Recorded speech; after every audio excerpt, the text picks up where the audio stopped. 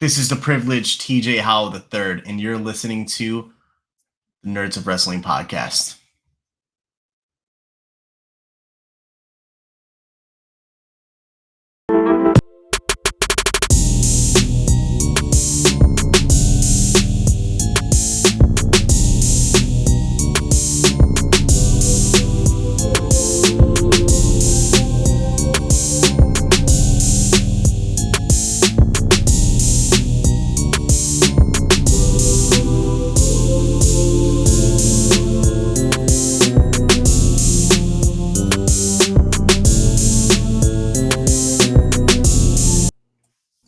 What is going on, everyone, and welcome to today's episode of What's Up Wrestler, a podcast by Nerds of Wrestling. I'm your host, Justin Del Rio, and my guest at this very time is Tj Howell III. What is going on, my guy? What's going on, bro? How are you? Dude, can't complain. I mean, I can complain a little bit. I have a week. I have less than a week left as Caddy Howell III. I'm a little excited for that. I mean, that sounds good to me, man. But before we talk about that, man, how are you, bro? How's life? I think this podcast is very long overdue. Sorry for the flippity flop. I'm happy to finally do this. Hey, busy lives. You know, I'm out on yachts, and you're interviewing everybody in the WWE. No big deal. Yeah, no big deal. No big deal. I just interviewed Sasha Banks. No big deal. Right. Because she just should have had her at the same time as me. It would have made things so much easier. Right. I feel the same, bro. I love the shirt you're rocking, by the way, man. Hey, Boston Red Sox all day. I gotta represent. You know, my dad's partner in that Fenway organization. You know. Has Tj Howell III always been a Red Sox fan? Oh man, my whole life. And everybody says the same thing. It's like they see my age. I'm 27, so they're like, "Oh, did you start liking them when they started winning?" It's like, no, I didn't. My whole family was Yankee fans from the beginning. Like, I was young and I was rebellious as any kid would be, and they're all Giants fans, Yankee fans, Ranger fans. I have some Detroit fans and Chicago Bulls fans. And I'm just like, I'm bossing everything, you know? And then that's what I started getting into for sports. I did not know you were 27, bro. I thought you were like 25, 24. I wish. me too. I'll take a couple years back, you know? Right. I work with kids and they always come up to me. They go, Mr. Justin, how old are you? Like 30, like 38, 40? I'm like, Mr. Justin on top of that. So it's like it adds a little age to that, you know? Right. I'm 27. Okay. Thank you very much. Right. A little class of 2012 in here. That's good. Right. You know, I tell them I hope I look like this when I'm 40. You know? Same. Seriously. Yeah. Get carded till I'm 40. I'm in. Right. No, I can't even tell you the last time I got carded. I wish I could get carded now. Nobody asks for my ID anymore. It's like this is the only thing that helps me not get carded. If I shave it, it's like, sir, are your parents here? Yeah. Yeah, they're in the car. Yeah, they sent me in. They sent me in to get this 6-pack of beer. Yeah. Oh, that's awesome. Let's talk about wrestling though, because you said you're 27 and you're a Red Sox fan. I definitely want to talk to you about that later on in the podcast. But let's talk about wrestling, bro. Growing up watching wrestling, were you always a wrestling fan? Who did you idolize? Who was your favorite wrestler? Oh man, I came into it a little later than most of my friend group. So my first match I ever saw was WrestleMania 17. I had just gotten to my friend's house, and it was the TLC match between the Hardys, Edge and Christian, and the Dudley Boys. And it's cliche, like for somebody my age, and they're like, "Oh, so you didn't see like Bret Hart and Shawn Michaels and all those matches?" No, that not even close to my first match. You know, that was my first WrestleMania. That's the first thing I remembered, and like I was hooked after that. I watched Raw immediately the day after. Watched every Raw and SmackDown. Even like when we had the days where we had the little VHSs where you can record in that TV every single night, because bedtime for little Tj Howell III was 7 o'clock. Always made sure. Yeah. Oh yeah, Italian parents, so it's a little strict, you know. So Fair I always enough. made sure I recorded, watched it in the morning before I went to school, and you know, I was always into it after that. You grew up, like you said, you started watching it a lot later than all your friends, bro. Like I started watching in '06. Like I did not watch in '01. Oh, okay. You know, Okay, like I don't feel as bad, but a lot of my friends were already watching it. Well, so I'm like a lot of my friends have older siblings. I only have one sibling, and she's 36 and she has cerebral palsy, so she never like watched wrestling or anything right, like that. Like she had her shows like Full House, Will and Grace, Seventh Heaven, like sitcoms and stuff like right. that for her. But I never had like besides like sports really like my kind of show. So my dad wasn't even into it, and then I started watching it because my friends did, and created two wrestling fans because he's an even bigger fan than I am. That's awesome. WrestleMania 17, bro. One of the best WrestleManias of all time. I feel Still, like still till this day, I feel like yeah. everybody who's a wrestling fan will tell you WrestleMania 17 is the greatest WrestleMania of all time. And it took one match for me to hook me, and I wasn't even there for the entire show. And you just, I mean, if you talk about WrestleMania 17, a lot of people remember that TLC match very vividly Mhm. because, Yeah, yeah, a lot of matches in that WrestleMania happened, but that one match like was like the best match of the entire night, like even till this day.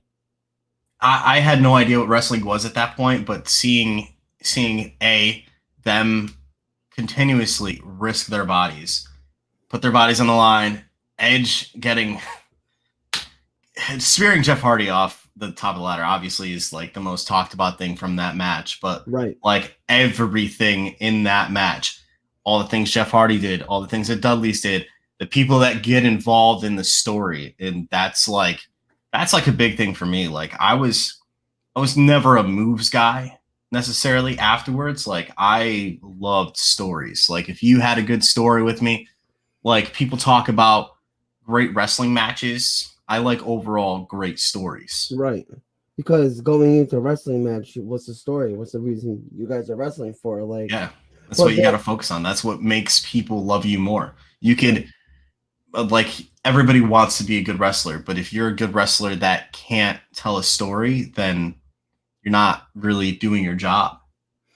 agree to disagree, but a lot of wrestling nowadays don't really have those stories in wrestling anymore. It's like, okay, we're just gonna have you two wrestle and that's it. Okay, but why? Yeah. Like, why Right. are we wrestling? What's our story? Oh no, just go wrestle. Right. Just go Right? wrestle, you know, wrestle 5, 10, 15, 20 minutes. Who's going over? And right. Right, you're not There's in. if it's not leading to something, I don't know. I just feel like I enjoy things more that lead to a future or have developed in the past to lead to now. You know, Right. there's got to be some sort of blow off Speaking of stories, what are your favorite storylines from WWE or any other wrestling promotion out there? of all time. John Cena and CM Punk, Money in the Okay. Bank 2011. Yeah. I go back to that promo every chance I get. Like if there's a time where I'm like lacking motivation or inspiration, like I need that little like pick me up Right. or like that fire to spark. I watch that lead up promo, that whole video package beforehand of the match, and I'm hooked all over again. Like it was my first time. Not only was their match at Money in the Bank 2011 a banger, but their match at Night of Champions in 2012 was a Yep. banger as well. And it's crazy to think like every time those two went in the ring, they told an amazing story. They were wrestling for a certain reason, not just to wrestle. No, they were wrestling because Yeah. they hated each other and they wanted to beat the shit out of each other. And as much as my generation, well, our generation Right. likes to hate John Cena, you have to like remember too that he's a big part of that. Like CM Punk was CM Punk. No, I don't think anybody like can catch fire like he did in that like year and a half span. Right. It was really like something that we may not see again for a long time. Um, but like having Cena there, like you saw meaningful matches and meaningful stories. Like you throw in like Chris Jericho, you throw in Right. Daniel Bryan, you throw in all the other opponents that he had, he had good feuds, but there's just something special about him and John every time they touched. I feel like anybody who works with Cena, like you're gonna have a great story because Cena's been there since 2002. So He knows how to do it. He knows how to do it. And look at all these rivalries he had. My favorite storyline, personally, is once I started watching wrestling was Edge and Cena back in 06. Yeah.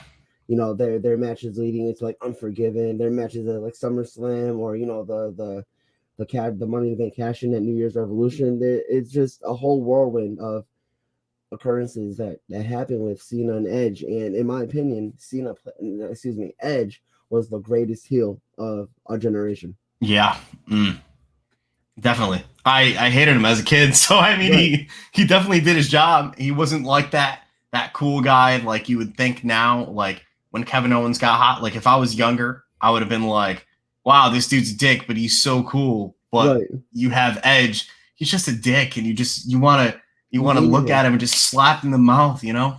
Right. It was always, yeah. I mean, and he had Lita too, but nobody else could have him. Right. You see you see that belt right behind me, the WWE Spinner. For those who are listening, I have the WWE Spinner. Cena was one of the main reasons why I got that title was because, you know, that's when I started watching wrestling, and that title holds a very special place in my heart. And a lot of people hate that belt. They're like, why would you spend? Because it's something special to me. I love that shit. Like it's amazing. Yeah, I mean, so I have the World Heavyweight title, not the WWE title. Yeah, the big gold. I have the big gold. I also really, the next belt, if I get one, is going to be the Classic Intercontinental, not the like the one they have now, not the one before that, like in the middle, like the 2001-ish. Okay. Like mainly around Jeff Hardy's. So, okay, like that obviously gives away who my favorite wrestler growing up was, but like the Jeff Hardy, like Intercontinental title reigns, like that was my favorite title. Like if you see me in, you know, with a creative player in like a WWE 2K or whatever, 99% of the time I put that title on myself. I thought you meant the white one. I'm like, bro, I got that one too. Yeah, not the white one. Yeah. Right. But anyway, man, let's talk more about you. How did TJ Howell become TJ Howell? What was your drive to start training to become a professional wrestler? Oh man, it was a long road. So I was going to, and I think you probably remember, I was going to NEW shows. You may not remember because I wasn't a quiet fan, but like I'm not a fan that's vocal about that very often. So I was going to a lot of NEW shows once I like discovered that there is independent wrestling around me. I had a lot of friends that were into it. I would go in groups, whatever. And there was one day where like I remember Vince Barry announcing in the middle of the ring there's going to be a school in Danbury. I was like, well, that's cool. I don't want to go all the way to Danbury to do that though, because I didn't know if that's something I really wanted to do. So fast forward, one of my best friends started training with Slick in Waterbury, Connecticut, at Norm's Gym. And he said, hey, this is the real, like Marcus and I, like that is my best friend growing up. And we were both into wrestling. He's the one who got me into wrestling. He and a combination of people.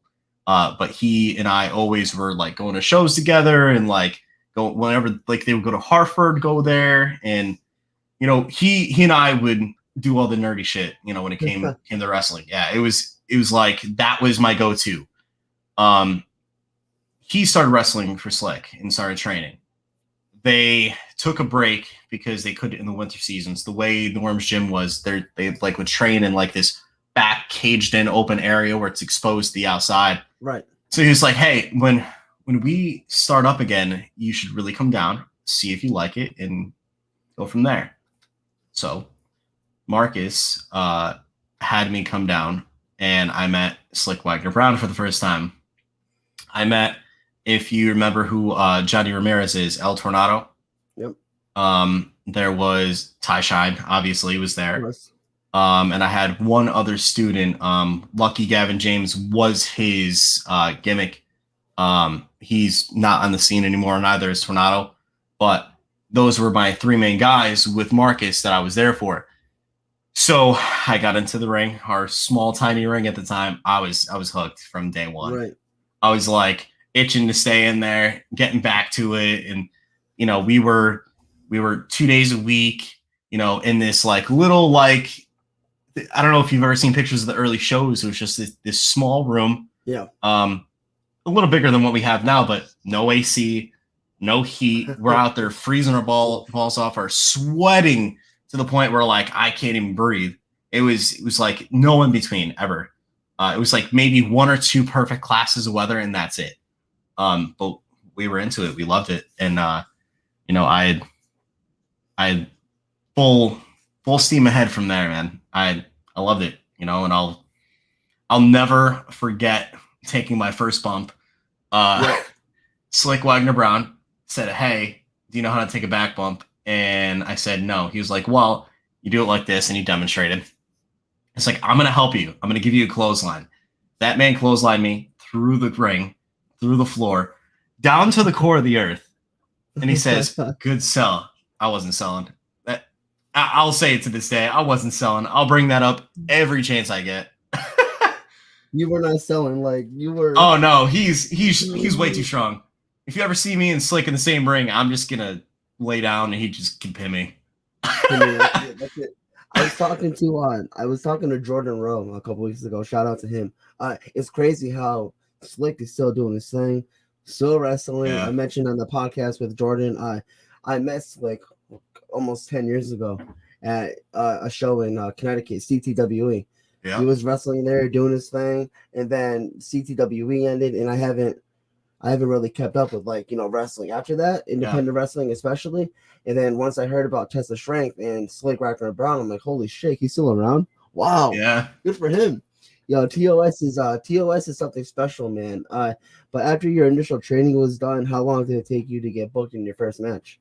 So I would say roughly probably about like almost a year. And we didn't have the school shows like we do now. So our first show was training day 1. Training day 1, if you ever see the poster, it's there's a picture of Christian Casanova in his original gimmick with the Michael Jackson hat and the glove. Gimmick, all that. Yep. Oh man. And then you have Josh Briggs, you have Bobby. Yeah, Bobby, Slick. I think Johnny Torres, like JC Rodriguez. Like it was a very exclusive card. Very small, like only a few matches compared to what we usually have now. Right. But like you think about how like big that is compared to now. It's like what if you had these names here now? Like I know we just had Eddie Edwards and stuff, but you got 2 guys on that card that are in NXT, and it's just showing you how much people grow and we grow. Especially in Connecticut, man. Wrestling in Connecticut is so big. So many people who've trained here in New England, not Connecticut, but wrestling in Connecticut, but training in New England, man. There's been a shit ton of wrestlers who've made it big, and I'm sure you know that.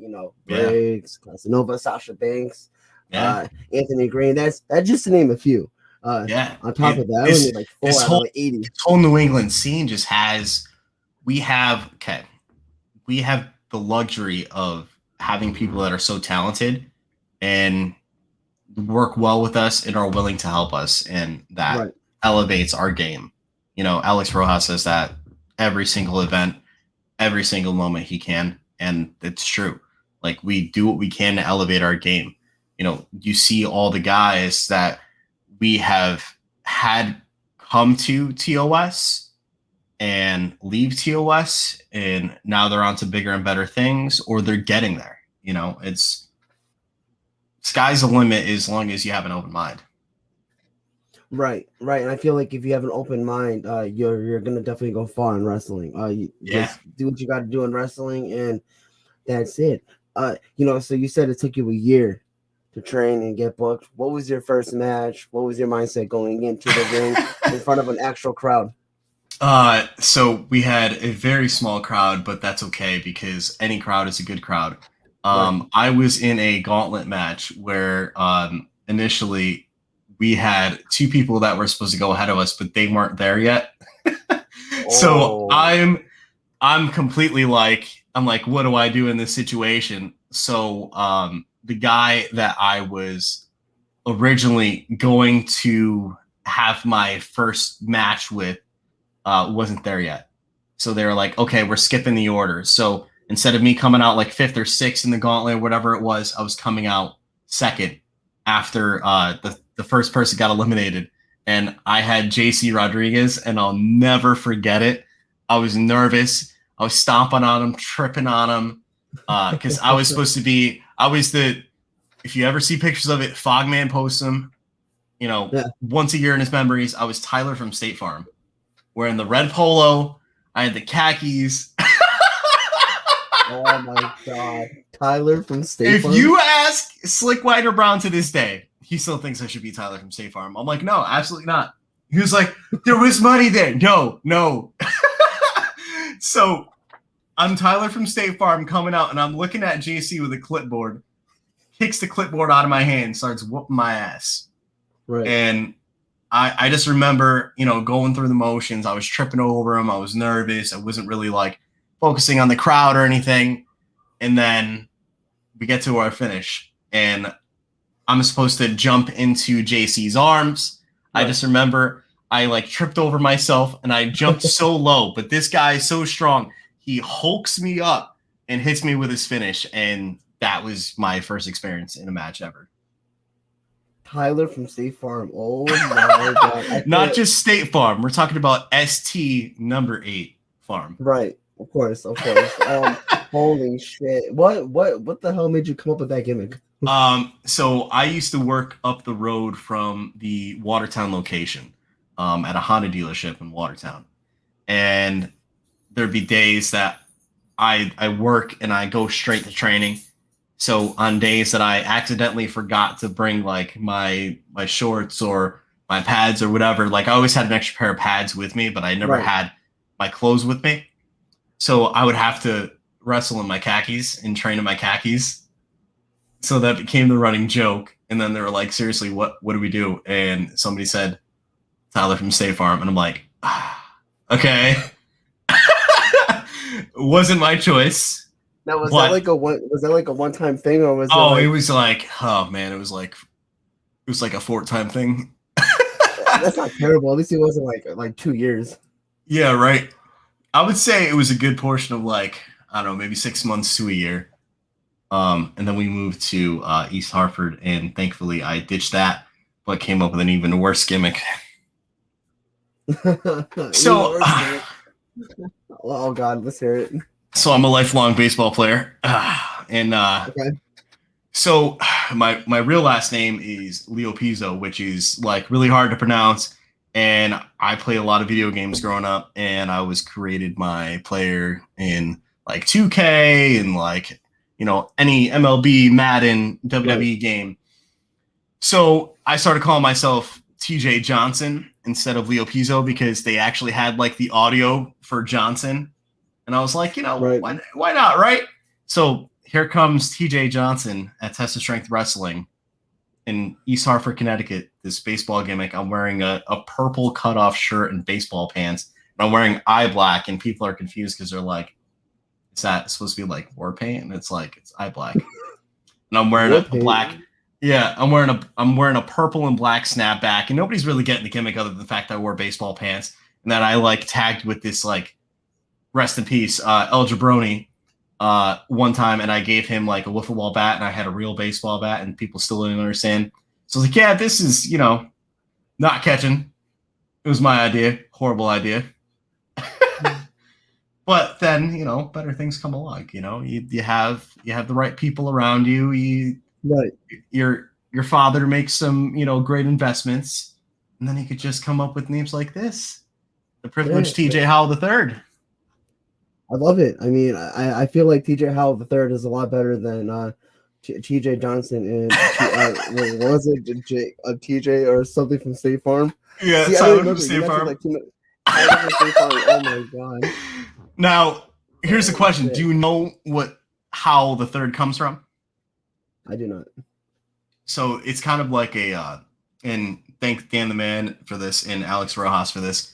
It's a wordplay. It's kind of like, it's something like, I'm a modern day, like, douchey kind of guy. I'm a rich kid, silver spoon. But for the older folk that watched, TV, like 10, 20, 30 years ago, Gilligan's Island, there was a rich guy named Thurston Howell III.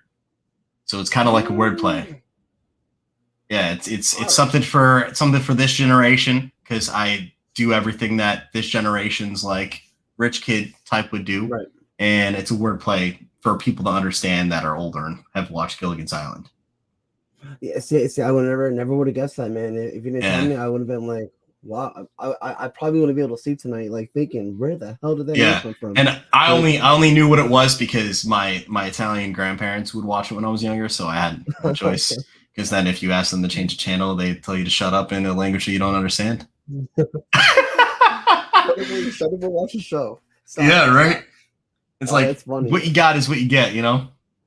Right. So other than Test of Strength Wrestling, man, I know you mentioned Northeast Wrestling before. You used to go to all their shows. I mentioned it before, and I'll say it again. We're so fortunate to have so much wrestling in Connecticut. Oh, yeah.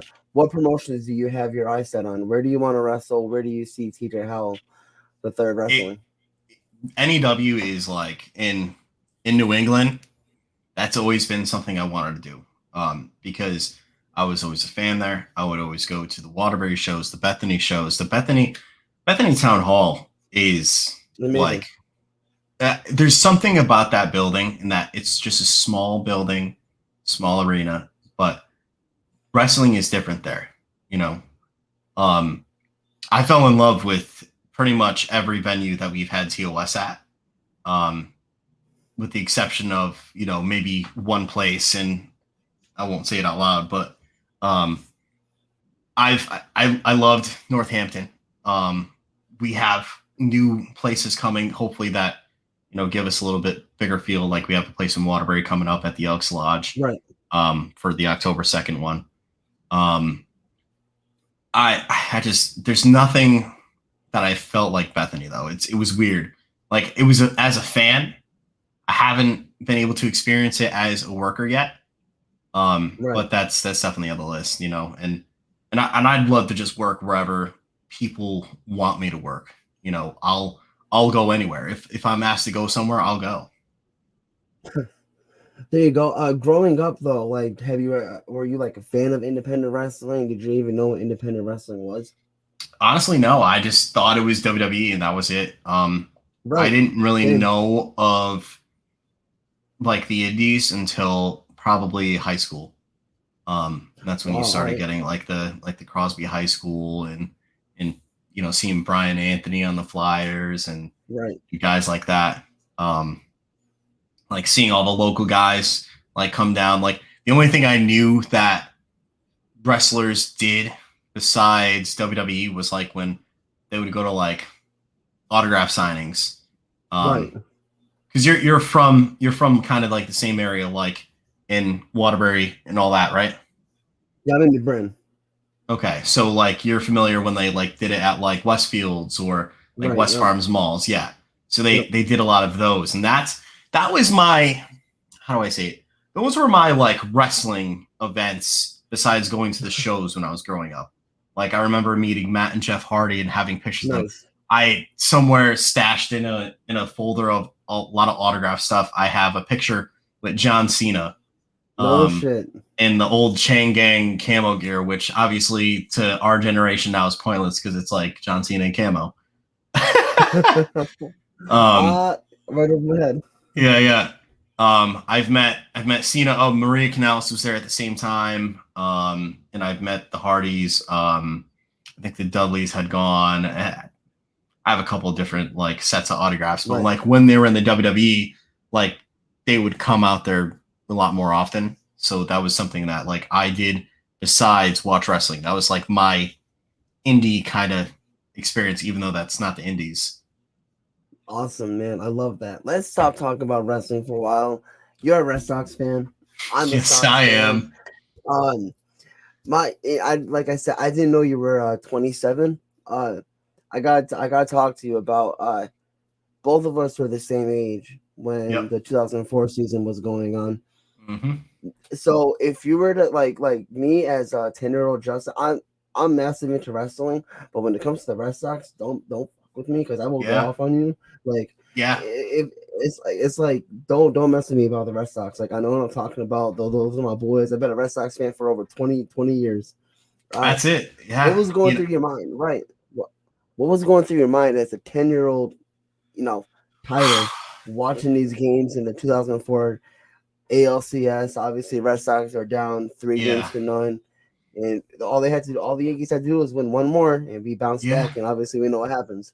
Quite often, I spent like important sporting events at one of my cousin's house, and they were big Yankee fans, and her husband that she recently had married at the time, who they're still married to, also Yankees fans. So they would like bust on me like, they're just gonna choke because of what happened in 2003, and bring up every year in the past that the Red Sox choked and all of that.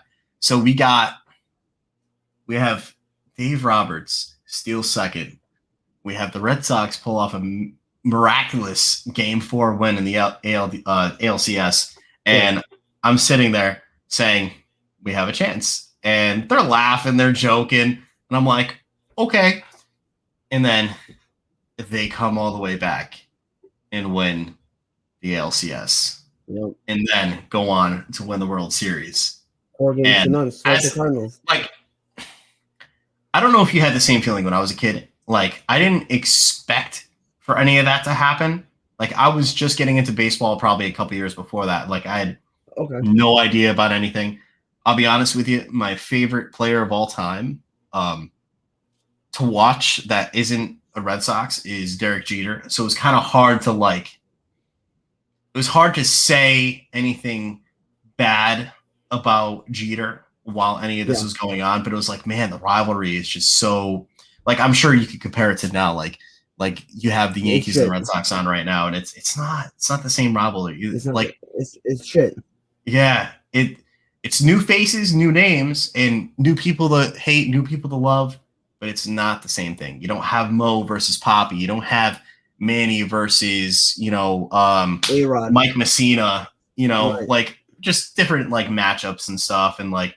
I know these guys like loved each other behind the scenes, and I only know that because I like read everything baseball and I watch everything baseball. But man, let me tell you, if I was my age back then, and I'm soaking in the Red Sox win the World Series in 2004, I'm calling out of work that entire week. I'm not going anywhere but to the Boston Duck Parade that they did. I went to the last two, nice. I went to the Patriots when they won the Super Bowl and when the Red Sox won the World Series in 2018, and I went to the 2013 World Series celebration too. That's awesome. I remember. Yeah. So I remember watching Game 3 of the Red Sox Yankees 04. Remember the Red Sox lost. What was it, 19-8? I still remember the score. It's crazy. I'm hiding back in the corner currently talking about that. I'm crying, bro. I'm at my grandma's house. I'm crying. I'm like, the Red Sox are done. The Red Sox are gonna lose again. What the fuck, Red Sox? Come on. And then I remember watching Game 4 at home the next day with my stepdad, and I'm getting tired. I'm like, they're done. They're not gonna win. I think the Red Sox are losing. I was like, I'm going to bed. Fuck this. I'm just gonna go to cry myself to sleep. And I remember like it was yesterday. My mom woke me up for school the next day, and she goes, Justin, get up for school. But hey, guess what? The Red Sox won. And Dave Ortiz hit a walk-off home run. I'm like, no, they didn't. You're lying. Watch the highlights. I see everything that happens. Dave Roberts steals second. Who was it? Bill Miller hits a single. Yeah. Right up the middle. Dave Roberts scores, ties the game, and they go to extra innings. And of course, Dave Ortiz hits that walk-off. But my God, bro, like 10-year-old me knew what was going on. Yes, I was young, but I knew what was happening. Like I knew if the Red Sox lose, this is it. Like they're done. Like I knew it wasn't just like, oh no, they're done. No, they're done. They're eliminated. Like that's it. Like no more for the rest of the year. I usually tell people that don't understand like how important that moment was this will sound really corny, but I tell them to watch Fever Pitch because that literally depicts how every Red Sox fan should have felt in that moment. You've been beat up for 86 years straight. You've been given hope, and it's been ripped away from you. Yep. And then the payoff is it's incredible. Dude, I was so looking forward to talking to you because I knew you were a Red Sox fan. I'm like, I gotta talk to this guy about, the Red Sox, about 2004. Like I said, I didn't know you were 27, so you and I were the exact same age when all this was going on. It's crazy. But oh man, other than Red Sox, other than baseball, wrestling, what does TJ like? What are your Netflix binge-worthy shows to watch? Oh, binge-worthy shows. Oh, we're not going to talk about my rom-coms then. All right, cool. All right. Oh man, I've been like back and forth hooked on Outer Banks. Okay. Like I just finished the last show that I watched a couple months ago was Manifest, all 3 seasons. That had me hooked. Cobra Kai, I'll go back to. Like between Outer Banks and Cobra Kai, like if I need something to watch, even as background noise or just something to rewatch that I know I'm gonna like, those are my 2 on Netflix. If I'm switching over platforms, I'll either go to Disney Plus and just pick something Marvel because I'm a huge Captain America fan, or I'll go to Hulu and I'll watch all 9 seasons of How I Met Your Mother in like a 2-week span again, because that's just I've been doing that for the 8 years that it's been canceled. Right. Was it canceled or did it reach its finale? Finished, yeah. Okay. But they were gonna go more, but No, I feel what was it, 9 seasons? Yeah. Yeah, it was a good run. It was a good run. Dude. It's not like Friends where they went like 10 seasons, 11 seasons. Yeah, I can't binge Friends. People love Friends, and I just can't binge it like I could binge How I Met Your Mother. Do you watch The Office? I have, and I love The Office, but it is not like I'm not gonna put How I Met Your Mother over it. Like I will still watch it, right? That's for sure. But I'm not gonna put How I Met Your Mother over The Office. Damn, or I'm not gonna put The Office over How I Met Your Mother. Right. I get what you were saying. My God, what's wrong with you, man? Come on. Hey man, I mean, I grew up watching all these sitcoms like Boy Meets World when I was younger. Is the show. I watched all of Girl Meets World just so I could see all the original characters. I'm not gonna lie, it was pretty good. It wasn't bad. It was still pretty good. So I hate remakes. I hate these freaking kiddish remakes. Because like I said, I work with kids. All these kids come up to me. Do you watch Girl Meets World? I'm like, no, get away from me. Watch Boy Meets World. Right. Watch the original before you watch that one, huh? And like you have kids that don't even know what Boy Meets World is, and it's like my heart. I'm not gonna lie though, I really low key did enjoy Girl Meets World. I'm like, this was actually pretty good. It wasn't terrible. It was not gonna lie to you, if you haven't watched it, Fuller House is even good. I don't know, man. It was a nostalgia for me. Right. Because that was another show like my sister like used to watch all the time. So like when I was coming home from school, like I would watch that with her. But I was like, yeah, it's corny. It's like really, really corny. Yeah. But like I was in it for the nostalgia. Yeah, that's what it was. I watched I only watched the first 2 seasons, and after that I was like, yeah, I can't get into this. I tried to watch season 3. I was like, I can't do it. It's so bad. It's just with the Steve situation. Come on. Yeah, oh God, whatever. You were talking about Cobra Kai. I'm not sure if you know, going completely off topic on this podcast, I'm gonna put Rhode Island Comic-Con over for a second. They're all gonna be there, bro.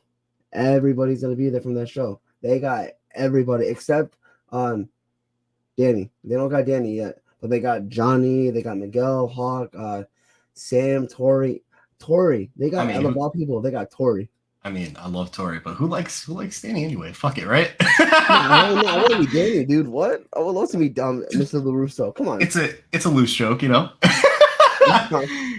I mean, it's funny because How I Met Your Mother touches on this, and I always felt this way growing up. When I watched Karate Kid, I didn't fully like I liked Danny, but I was like, there's always something like off about his character, and I was like, why is he the good guy, but he's such a dick? Yeah. And then you find out that like really like it was supposed to be Johnny that was supposed to be he was not supposed to be the good guy, but he's like the you know what I mean, like he's I'm not bothering you, stop bothering me, just leave it right here. and then here comes Daniel LaRusso, tries to steal his girl, and We're just gonna forget all the other bad shit Johnny did to him. Beat him up 50,000 times. Didn't they make up at the end of the movie? Like Johnny was like, "Oh, you're not that kid," and then that was it. And then they hate each other. Pretty much like an acknowledgement. But I love the way Cobra Kai always brings back, like, the tough thing about some shows and some like remakes and stuff is that they don't like point back to the original show. I like how they do explain things. Yeah. With every character, that even like for somebody that you or I may know exactly who's coming for the next season, some of the new viewers may not. Some of the young kids that might be getting into it may not know who John Kreese is when he first debuts, and like even for all his friends, because they were all there in the original series, right? Like, and they're trying to stay pretty like clean with like bringing the same actors back and stuff, so that's pretty cool. But like even like answering things like how John Kreese became the way that he was, which was pretty cool to watch, like just the way they explain things and the way they do things. And even like a lot of people say they don't like how quick the show moves, because like, Miguel goes from being, not able to walk to being able to walk in like one episode, but that's how fast the Karate Kid movies moved. So that's how fast Cobra Kai needs to move. Fair enough. Yeah, I mean, I love it. What were you expecting? What were you expecting? Miguel never walk again? I mean, right. I was like, God, I hope they don't kill him off. I hope they don't kill him off. Please don't kill him off. I'll be pissed. But looking back, I'm like, they can't kill him off. He's like the most important character. Have you ever watched Friday Night Lights? No, never did. No. So there's a character that episode 1, he's like the star athlete, and then he gets a life-threatening injury that paralyzes him, so he's no longer that star athlete, and he's around for the entire show. And it's like he always comes back to being the star athlete, and it's like, that's a perfect comparison, where you have that sometimes and sometimes you don't. I mean, yeah, right. Like I never watched Friday Night Lights. I heard it was a good show. Maybe I'll check it out. Maybe I won't. If you're into football, it definitely is. It definitely is something like worth going through at least once. Right. No, for sure. And you're into football. You said you're a Patriots fan. Yes, I am. I don't know how I feel about this. They're not doing so hot. What are they, like 1-2? Yeah, 1-2. I went to the first game against the Dolphins, and how was that? It was awful. You guys lost to the Dolphins. Like, yeah. I was laughing so hard. Like, they lost to Miami. I was like, I'm done. Fumbling within 2.5 minutes while you're in the red zone is not what you want to do either. Right. But Mac Jones had to shake out the jitters. Now he has to shake out the jitters even more, because next week he has to face Tom Brady. Oh, you're done. You're not in Gillette. In Gillette. Mind you're you. still done. Yeah. You're still done. Yeah, Brady's going to reclaim his home and leave. Still a buck. That place is, Brady's going to get a massive pop too. Oh, yeah. Absolutely. If he doesn't, people are crazy. Right. They're going to go crazy. If he gets booed even announced, people are getting beat up in the parking lot. Oh, yeah. I feel like even if you feel like booing, you got to cheer, because you're going to get your ass kicked if you boo. It's Tom Brady. He brought 6 rings to the franchise. There's no way he gets booed. And if he does get booed, then they're just uneducated football fans. They're just haters. They're just like traitor. It's like us with Johnny Damon when he went to the fucking Yankees in 2005. Fucking piece of shit, motherfucker. Not really, but like, you know what I mean. You know what I mean. I mean, you have to appreciate what Johnny did, but it's like you make that move. It's like when Jacoby made that same move. He got a ring, and then he went to the Yankees immediately after. It's like, what are you doing? And he didn't do shit for the Yankees. Yeah, he ate up their salary. That's what he did. He did, isn't? Yeah, I heard from somewhere he's still getting paid by the Yankees too. Yeah. I think he has another year after this year left on his contract, or it's freed up after this year. One or the other. Must be nice. Mm-hmm. Is he even playing? Is he even dressing up? Like, is he in the dugout? No, he has knee trouble, like severe knee trouble. Like, he hasn't been around for a while. What the? I think the last time I saw him was like 2014, and I actually saw him hit a home run in Yankee Stadium. That was pretty cool. Yeah. But like, what the fuck? It must be nice just to sit there and get paid all that money. Sometimes people could do it in Boston and they can't do it in the Bronx, and vice versa. Right. Sometimes they could do it somewhere else, and sometimes they can't do it in Boston or on the big stage. You know? Right. No, for sure, man. Anyway, bro, let's talk about some shows you have coming up. I know you have the show coming up Saturday at the Else Live, if I'm not mistaken. Tell us about that show. Promote. Yeah. Halloween Throwdown 2. I am, for only a couple days after that, a caddy, not Caddy Howell III, a caddy for Ryan Frost. Ryan Frost, yep. Shout out to Ryan. I just have to get through these couple more days, and then everything will be okay, and then I'm, back to normal. I just, just kind of hate it here. No big deal. I love it, man. What are some things Ryan Frost made you do as a caddy, if you don't mind talking about it? He made me cut grass with scissors. He made me get his coffee order 5 times because apparently I didn't get it right, and I wrote it down every time. He has made me walk all the way home after events. No phone, no Uber, no anything. Nothing. Wow. He's a jerk.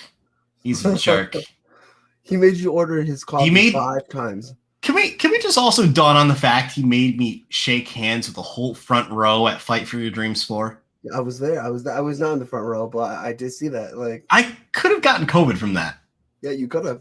That was contact to every single fan. I don't know where that fan is touched.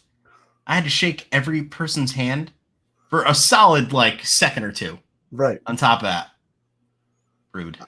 Oh, rude. That kendo stick. I had to grab that kendo stick. I don't even want to know about where the kendo stick's been. Do you see Ryan Frost being a caddy to TJ in the near future? In the near future? If I can make some arrangements. Now, would you torture him as much as he tortured you? Oh, fuck yeah! I mean, what kind of question was that? I should have known the answer to that. Ryan is getting it 1,000 times worse than he's giving it to me. God, clean the yacht with a toothbrush. He won't be done till January. I feel like that's a lot longer than his time as your caddy, though. Let's say 4 months to clean the yacht. Yeah, but you can't be done with the task until he finishes it. So right, you're right. My yacht's pretty big. It's pretty big, yeah. No. Yeah. Incredible, man. But we'll hope to see the yacht at a show sometime. Yeah, if we can put the space boosters on it and hover it over to the event, or have the show on the yacht. How about that? Have the show on your yacht. I mean, the Jericho Cruise is holding me back from that. I don't want to steal Chris's thunder. He might get Dad involved, and then Uncle will be mad at me. Right. Yeah. About that. Oh man, that's awesome. Anyway, TJ, man, this has been so much fun. Thank you so much for coming on the show today. Yeah, man. Thank you. I really appreciate it. Of course, bro. I hope to see you in the near future at some wrestling shows. But until then, drop those plugs. Where can the nerds find you? They can find me at, you got it right there, at Tj Howell III III, Facebook, on Twitter, on Instagram. I also stream. That's more of I'll post a link on my pages. But if any fans are into video games, I do a lot of that too. So yeah. All right, nerds, you heard it from the man himself. Go check him out on all social media platforms. This has been an episode of What's Up Wrestler, a podcast by Nerds of Wrestling. I'm your host, Justin Del Rio. Peace out, nerds.